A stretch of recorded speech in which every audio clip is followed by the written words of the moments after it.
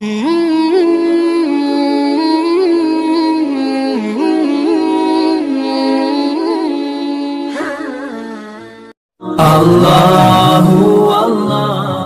ক্ষমা করে এরা অনেক ভালো থাকে ভাই, জানেন?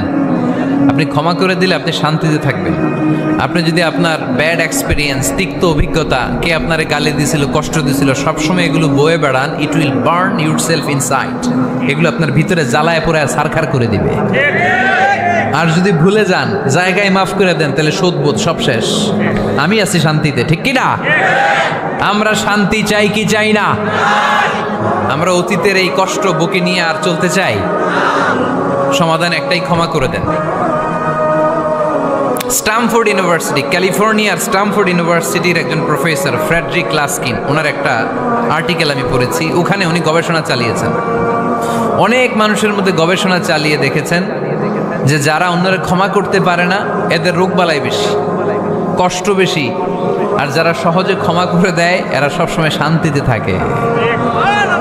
এটা পরীক্ষিত, এটা ওনার একটা রিসার্চ। এরপর আমেরিকাতে একটা স্টেট আছে ম্যাসাচুসেটস।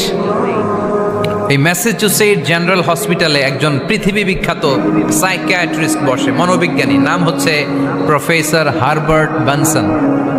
এই হারবার্ট বেনসন উনিও ওনার সব রোগীদেরকে দিয়ে একটা ফর্ম পূরণ করায়। সেখানে উনি কিছু কোশ্চেনার ছুড়ে দেয়, প্রশ্ন করে আর উত্তর নেয়। পরে জরিপ করে উনি দেখতে পেয়েছে ওনার যে সমস্ত রোগীরা মনের ভিতরে রোগ, এই রাগ, এই ক্ষোভ, এই হিংসা বিদ্বেষ এগুলো অন্তরে পুষে রেখেছে, এদের স্ট্রোক করার এবং হার্ট অ্যাটাক করার রেটিংটা বেশি। এরা মেন্টাল স্ট্রেসে ভোগে বেশি। আর যারা সহজে ক্ষমা করে দেয়, মাফ করে দেয়, এদের মধ্যে এই রোগ বালাই নাই। যেরকম সুবহানাল্লাহ। এজন্য আল্লাহ বললেন মুত্তাকিনদের 3 নাম্বার বৈশিষ্ট্য, মুত্তাকিনরা আল্লাহর কাছে যেমনি ক্ষমা চায়, তারা নিজেরাও অন্যদেরকে তেমনি ক্ষমা করে দেয়। ওয়াল আফিনা আনিন নাস, আজকে থেকে আমরা মানুষের ক্ষমা করে দিব। কারো জন্য অন্তরে কোনো হিংসা বিদ্বেষ পুষে রাখা যাবে? অনেকে এগুলোর ভুলতে চায় না, পেলে পুষে বড় করে, আর ভিতরে খালি জ্বলে। ভিতরে কি করে? এই জ্বালাও পোড়াও আমরা বয়ে বেড়াতে চাই না।